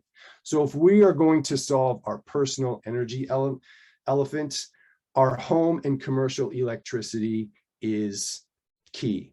And that's probably one of our biggest uses as a group, our home and business electricity uses. And if you're going to pick a perfect pairing of energy use and energy source, it is going to be solar with commercial and home electricity use. There is not a better pairing out there for efficiency and having a low impact on the environment. So this is an awesome project you guys are doing. This is a great start to helping people understand how important solar is. And I really like some of the comments that you guys made at the beginning of this conference about wanting to really put the word out there and get every school and church with solar panels. Like, those are the perfect places for solar panels. Residents and businesses and places that people go like that. It's the perfect combination of an energy source and a energy need. So I hope that that was helpful. I hope that talking about those things like helps you understand a little bit why this project is so great. And if you guys have any questions for me about any things I talked about, I'm ready. Yes. What do you think public transportation could do to reduce energy in the transportation sector? Well, public transportation is a really great combination with electricity as well, because we can create a fleet of buses and trains that run off electricity pretty easily. In fact, there's quite a few electric buses already in Portland and around major cities. Our train system already runs off electricity. So public transportation and electricity are a great combination. And so that is a good question. And public transportation, that is something that we can solve with renewable solutions based on electricity, because we can convert it pretty easily. Another transportation issue that's not converted to electricity easily is moving things for freight. For example, freight trains, trucks like semi-trucks to deliver goods to places. The amount of power that's required to haul large weighted objects around, electric engines aren't great for that yet. And so that is not a good combination of electricity and solar panel generated power grids or wind generated power grids, because you would have to have so many batteries on an 18-wheel truck that it would take up half the space of the storage in order to effectively deliver those the goods at those weights long distances. So public transportation in cities, a really great combination with a renewable energy grid. Transportation of goods, not as good of a combination. Professor Rojas, Reverend Knutson, thank you so much for coming on today. We love what Portland State is doing in this area. You've been on the cutting edge in the nation in this kind of work, so thank you, and urban planning as well. And we're going to hear from one of our 30-something investment leaders, and then a panel from Mexico and Atlanta of our young adults who've come through the church. And I'll go back to Linnea and Calvin and Nathan to introduce the video and then the panelists. Thank you again, Professor. Yes, thank you. All right, so next up, before we have a panel here, I'd like to introduce Brandon Knutson, and then I'm going to show a short little video that he took for us because he was unable to be here in person today, or somewhat in person today. So Brandon Knutson, he's a senior research associate at the Alliance Bernstein in New York City. His current primary portfolio is researching cutting-edge green farm equipment that is being developed. Brandon grew up at Augustana, where he was confirmed and is a member of the youth group. He is the son of Pastor Mark and Tamara. He is a 2013 graduate of the University of Southern California and the Marshall School of Business, following which he worked for Wilshire and Associates in Santa Monica, California, as Senior Research Associate. He earned his Master's of Business Administration in May 2021 from the Wharton School of Business in Philadelphia before beginning his work at Alliance Bernstein, where he can walk from his Manhattan apartment. Brandon is a lover of the outdoors, especially the sea, travel, reading, music, and the human family. All right, now I'm going to share a video that Brandon took for us, and let me know if you can't hear. Good morning, everyone. My name is Brandon Knutson. I grew up in the church. I was involved in the youth group for many years, and now I've been working for a while. The career is now taking me to New York City, where I work for an investment research firm, and the companies that I focus on work in the U.S. heavy machinery space. So think of your Deere tractors, your cranes, other lifting platforms, fire trucks, those sorts of things. And that's an industry and the sector in terms of transportation that has a lot of impact on the environment in terms of CO2 emissions. And I'm happy to report to you all that there's a lot of progress being made in terms of turning those cars into more green options. So I went to a conference not too long ago where every truck on the floor was either electric or hydrogen powered. And then you also had companies like Shell, gasoline, as you might know them for, but they are also heavily involved in building out the infrastructure for these things. So there are a lot of companies that you currently know as being regular kind of diesel automotive companies. They're also on the forefront of pushing the transition to more greener fuel sources. And it's a lot further along than I expected in terms of what I was seeing. I saw airport fire trucks, I saw school buses, your USPS trucks, your Amazon delivery trucks. Those are all things that are going to be going electric, and it's going to happen sooner rather than later. You'll probably see a lot of electric delivery trucks on the road if you haven't already over the next 3 to 5 years. And it's just going to continue to gain momentum. The people I talked to at the conference said it was the biggest conference they've ever had. So the importance of the issue, I think, is well understood. I think the manufacturers of these trucks are now behind it as well in terms of they are now building the products. The products are available. And so the last step will just be for the customers to buy them and put them on the road. And so we're a lot closer than you might feel we are in terms of that future. So it's been cool to see and work in that environment right now. And at the same time, you have John Deere. They focus more on like agricultural related stuff, and they're doing a lot with AI, machine learning, autonomy to basically use less land to get the same amount of crops and continue to improve that. So there's going to be a more efficient use of land, which will be better for the environment as well. There won't be as much waste when it comes to harvesting foods. And so there's a lot of different technologies that are being built right now by companies that you all probably know to help reduce emissions, improve efficiencies, and lead to a greener future. So it's really cool you guys are doing this conference. We didn't figure out to do something like this when we were kids, so it's great to see you guys are taking it all to the next level and really trying to promote awareness, bring attention to these things. And also congratulations to everyone that was on the solar panel integration team. That's a really cool project, and you all are really at the forefront of showing other people how it's done in terms of just figuring out a solution to the problem and figuring out what you can do and what part you can play to help bring a solution and help improve the environment going forward. So really proud of everyone that's working on these things. Glad I could be a part of this conference and excited to see what you all do next. Thanks. I will now virtually thank Brandon for his amazing video and pass it on to Linnea and Nathan to introduce our panel. I'd like to introduce Taya Kinchu. Taya Kinchu is a member of the Kappa Strategies team, supporting community resilience efforts through communications development and coordination, continually working to pair high-quality data with on-the-ground stories and experiences. She received her Master's of Urban Regional Planning from Portland State University, where she began working with Kappa Strategies in 2018. Born and raised in Portland, Taya was baptized and confirmed at Augustana and a member of the youth group.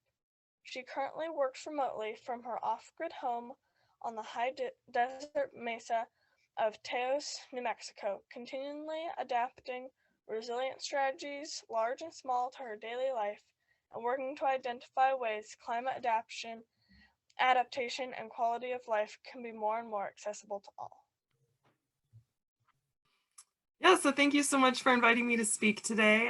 As you heard, I was raised in the church, and family has a long history with Augustana.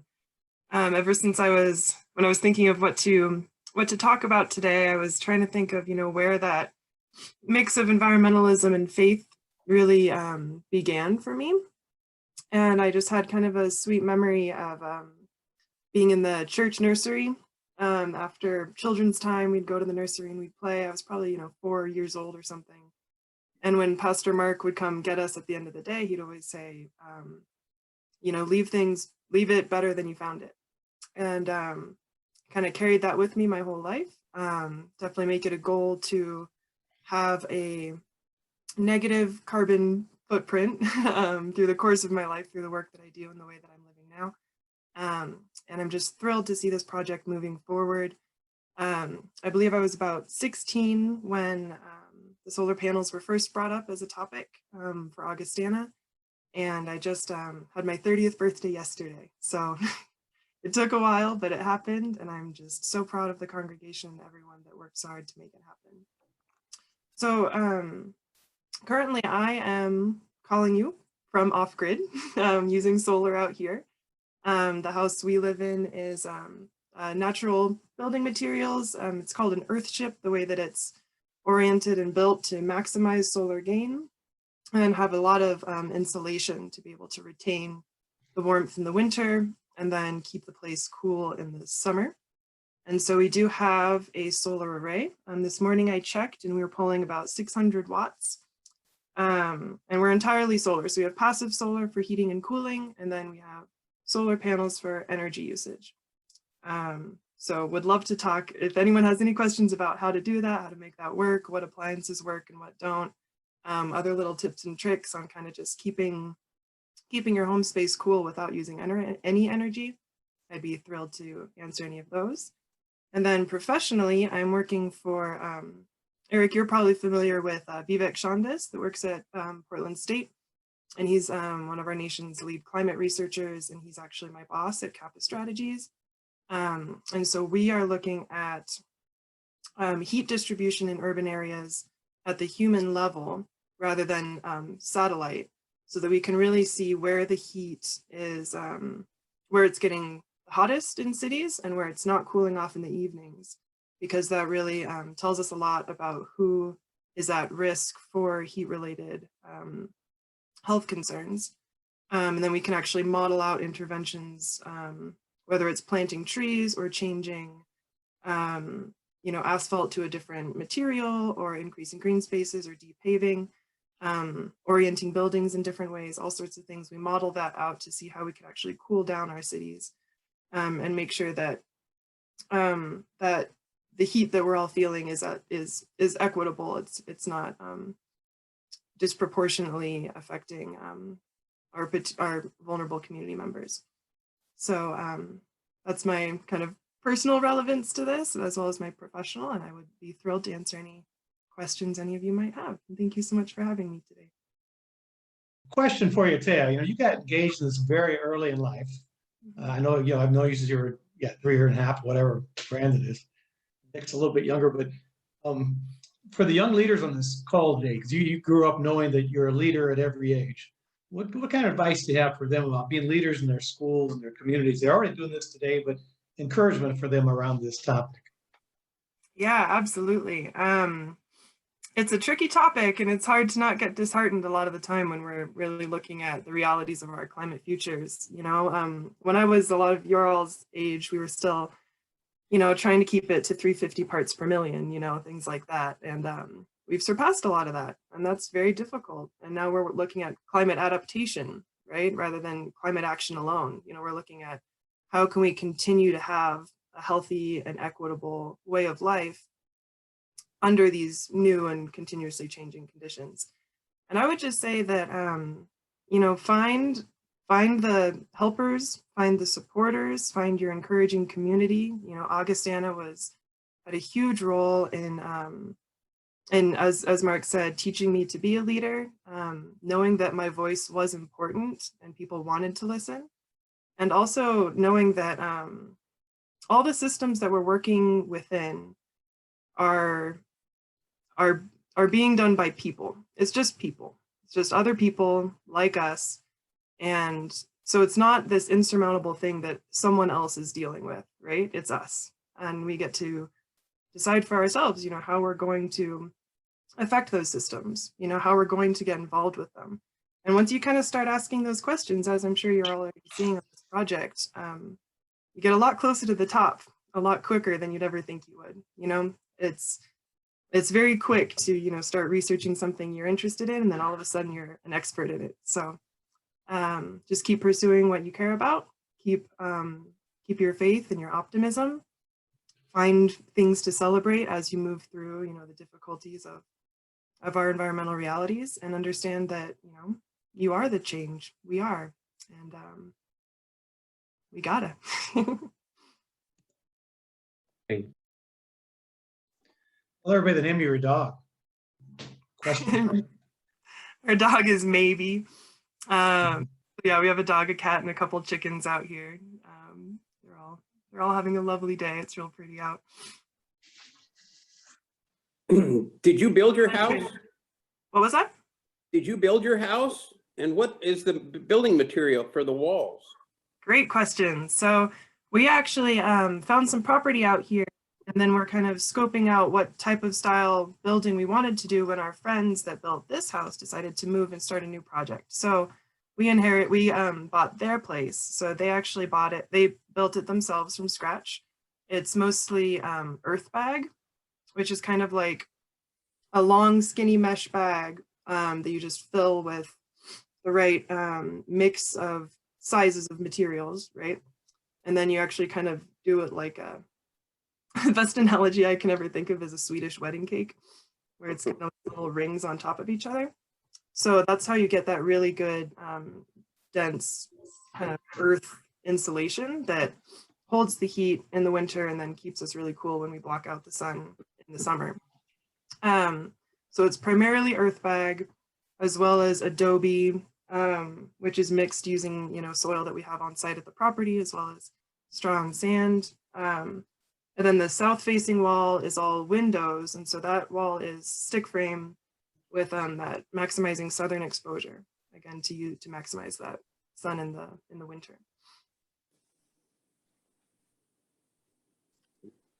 Taya, this is Mary Keller. The cooling tubes, how does that work? Sure, yeah. So in conjunction with that southern exposure, the northern side of the house is buried in to the ground. So you can actually walk up onto the roof from behind the house for that really, thick insulating layer there. And so we have cooling tubes that go through that earth mass. So when we open those in the summer, it actually pulls cool air that's cooled by going underground through the back of the house like that, into the house. Then we have vents at the top on the southern side, so to push the heat out that way. So we just closed up our cooling tubes for the season, and already, like, it's been staying super cozy. Taos, we're on a high desert mesa. We're above 7,000 feet on this plateau. Last winter, we didn't have a heater. It was just passive solar, and that was our entire heating. We could have had a heater if we wanted, but we didn't need one because the passive solar was so effective. Even if it was single digits outside, it was still enough to keep us warm inside. So that was a great way to not have to use the solar panels for things like space heaters, because as Eric mentioned, a lot of those, any heating element uses a lot of electricity, a lot more than you might think. Even if, the fan you're using is giving off heat from the motor or anything like that, it's using a lot more electricity than you think. So we're just kind of conscientious about what types of appliances we use. Taya, again, Marilyn Keller. How do you heat water, and have you checked into a solar oven or solar cooking unit? Yeah, I would love to. I've seen a lot of really cool solar ovens around with different neighbors and things, but we don't have one ourselves. We cook with propane primarily. what was the other? Oh, for boiling water and things like that. In the winter, we do get, because our panels are oriented to maximize winter gain, and we could move them in the summer, like tilt them back to get more in the summer, but we usually don't need to bother. But in the winter, like midwinter, we actually do get to use like a toaster oven and electric kettle and things like that, because we do have enough solar power in the winter. But for the most part, we use propane.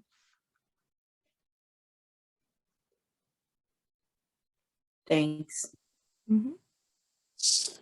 So your home is perfectly situated and prepared for living in Taos.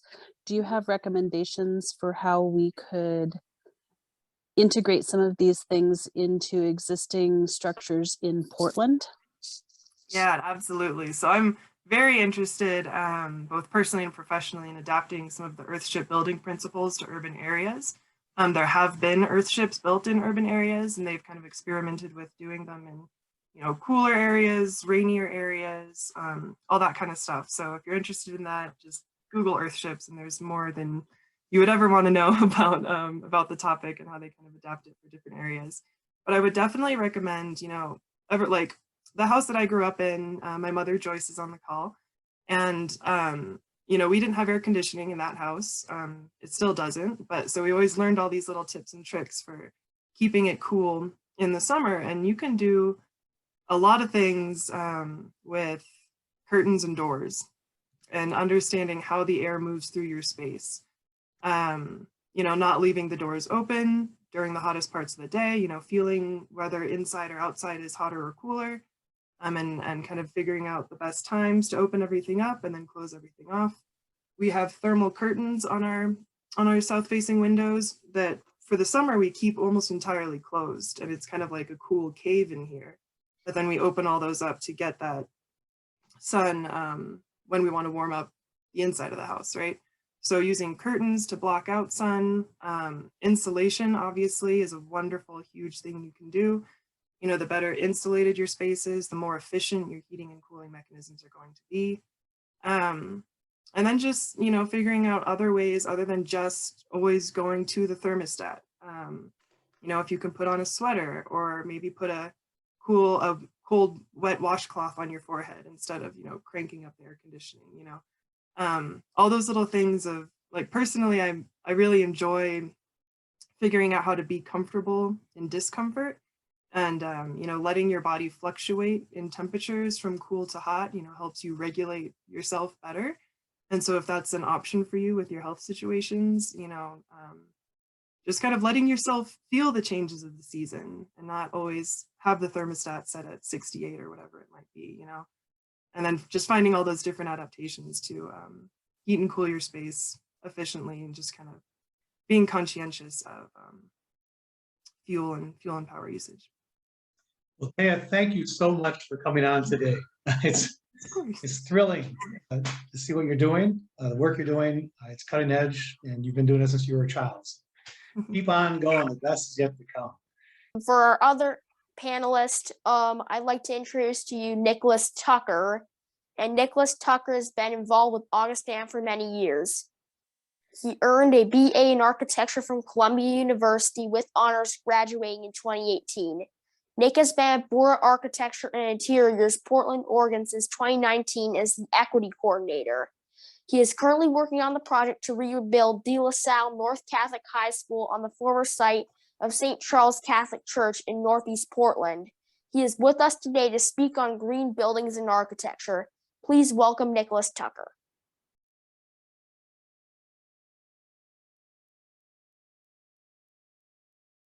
We're going to go on now to the youth panel, who are youth planners. Are going to be a panel. I know everybody's highly engaged. A few minutes till noon. We'll probably go to about 12:10, 12:15.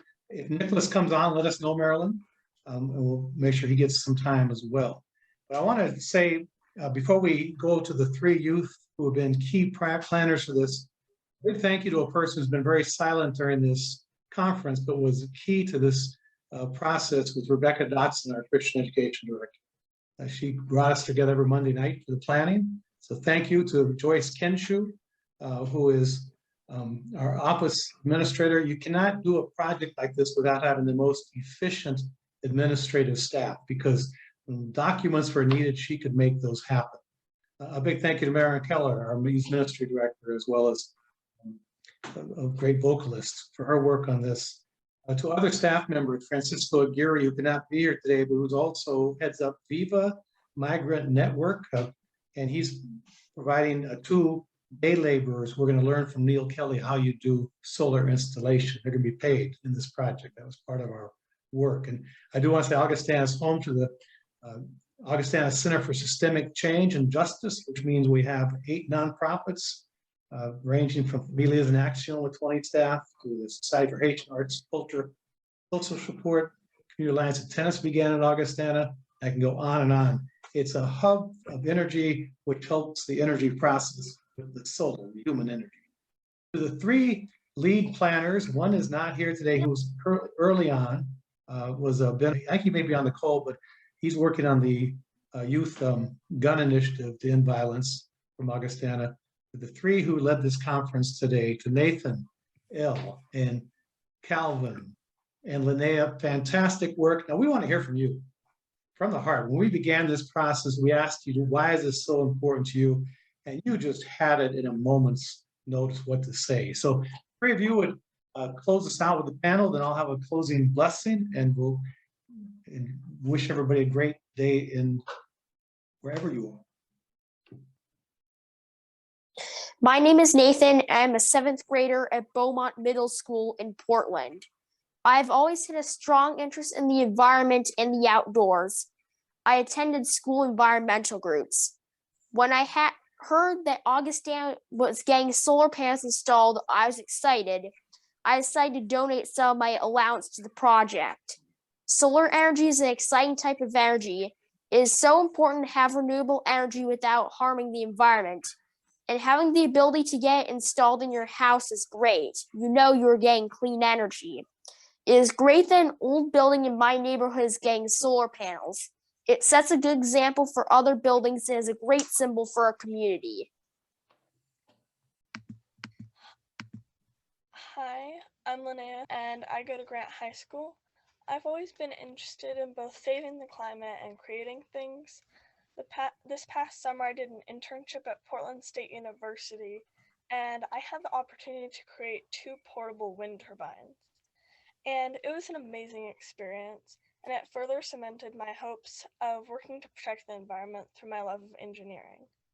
When I heard about the solar energy project, I was thrilled. I had heard all about how great solar energy is, but I had never really seen it in action. And I find it really important that we're doing this because the generations before us have done some, but it hasn't been enough to fully start healing our planet.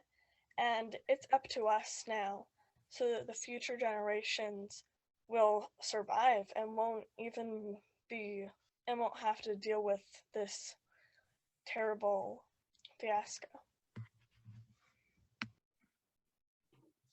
Hi, I'm Calvin, and well, like Nathan and Linnea, I'm very passionate about this project. I think it's definitely important, and like I said at the beginning, it's scalable. This is partially like talking about like the process, so that Augustana doesn't have to be the only church that puts solar panels on.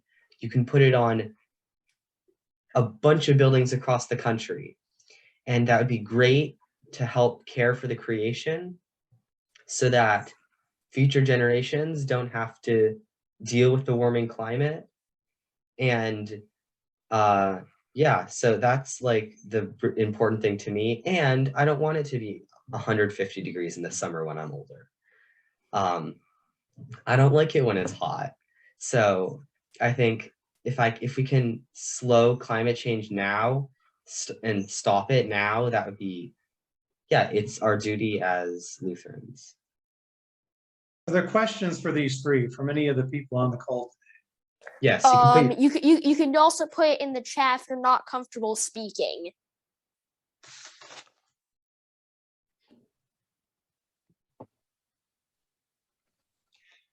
I see a lot of younger members of Augustana and the community than you three. You know, you're seventh grade into freshman in high school. For the younger ones on this call right now, I can see a number. What kind of advice do you have them about what they can do? Young people in the church community, and not to be afraid to step out. From your own experience, give them some advice. They're looking up to you right now, you three. I mean, for me, I think I was going to like youth group meetings on like Saturday or something.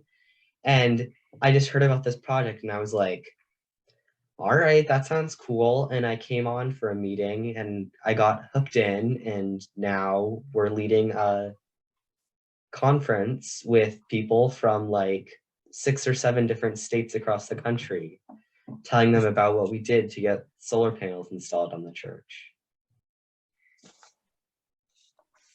I think just some of the biggest advice I could give on wanting to get involved is first things first is to learn about it, learn what you can do, and also I also did join when I was at Alameda Elementary School. I joined their environmental group, and that in that environmental group we were able to cut down on our school's food waste significantly. So I think the biggest things you can do are to learn about this and see where you can get involved.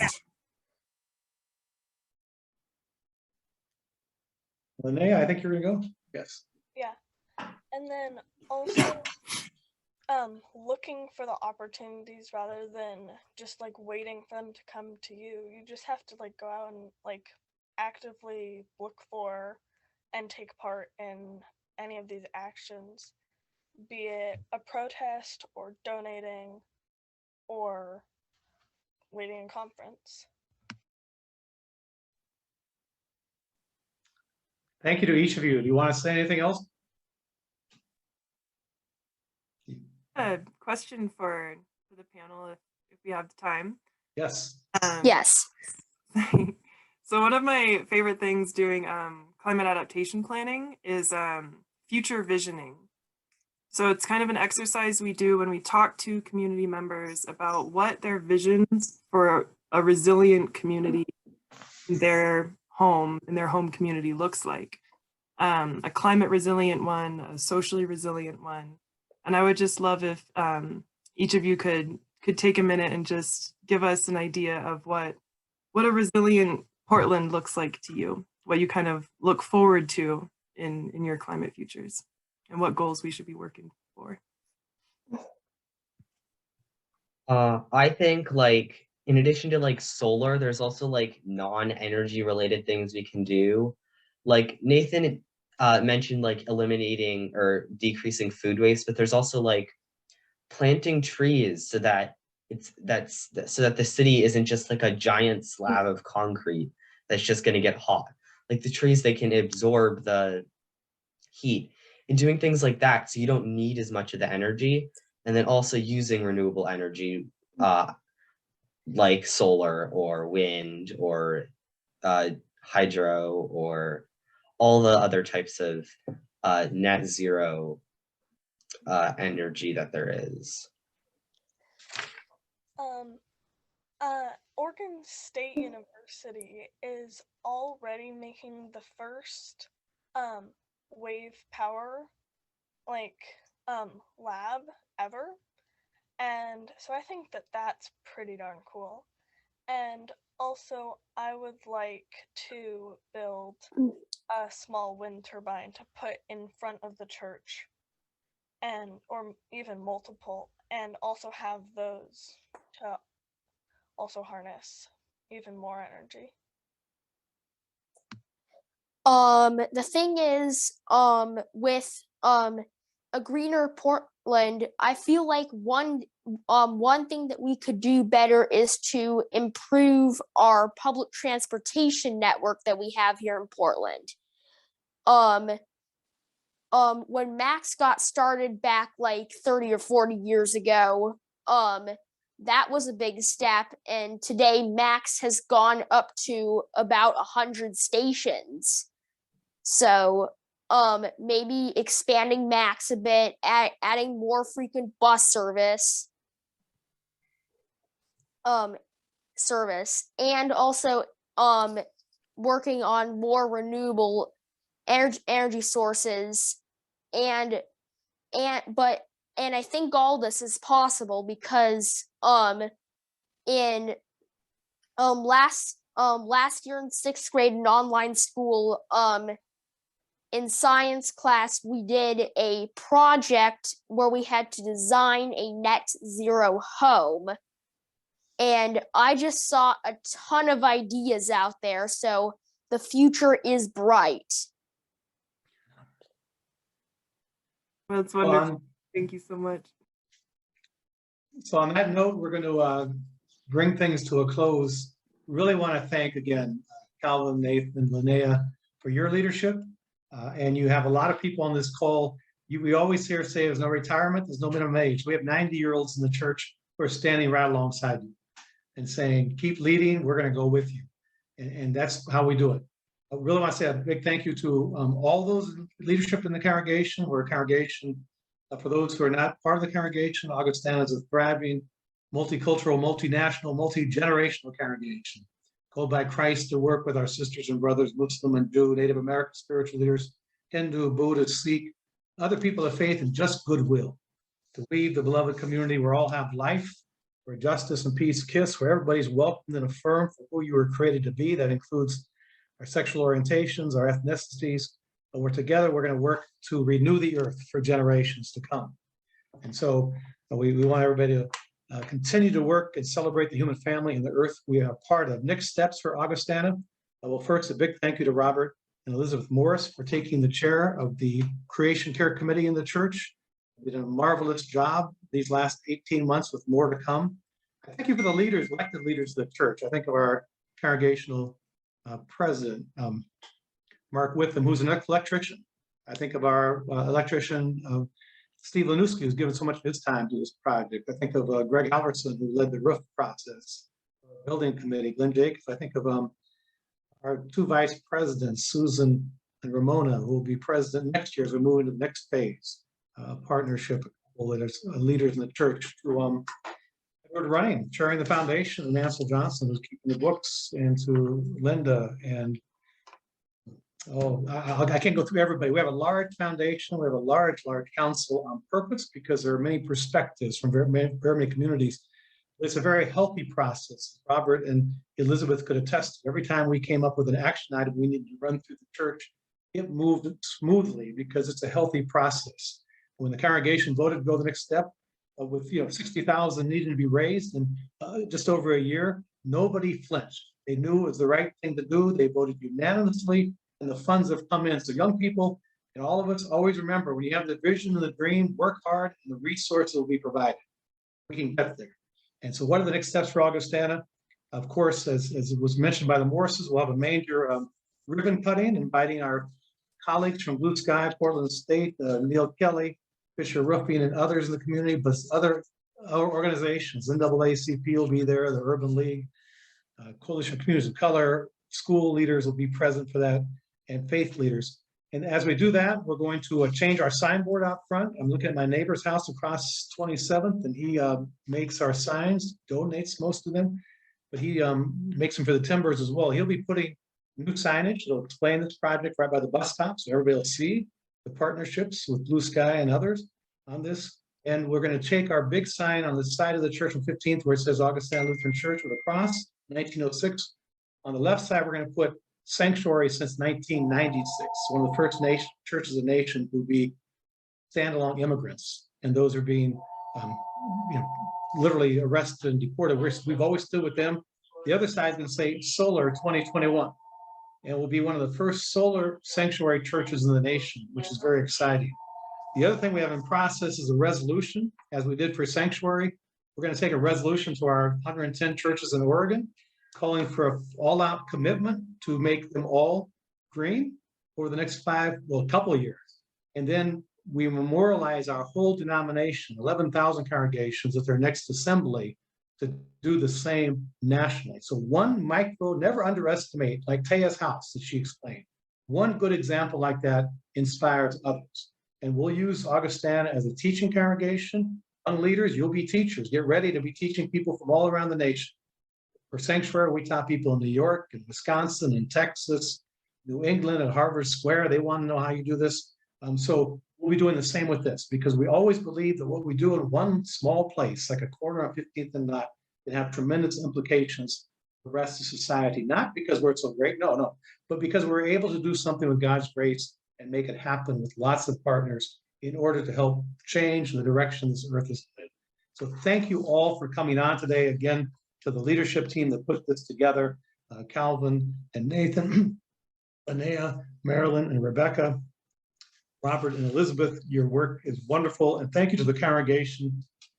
Couldn't do without a healthy congregation like Augustana who believes in giving ourselves away for the sake of the world. It's not about us, it's about this world we live in. So thank you all for today. What a brilliant time. Calvin, Nathan, and Linnea, why don't you all say amen to close us out? And we'll go on to the rest of the day. Amen. Amen. Okay, next year's conference will be advertised by the 3 youth leaders and others probably soon. Get ready for the second annual. God's blessings, everybody. Thank you. Thank you Bye, for coming, Shepherd. everyone. Thank you for coming, everyone. Bye.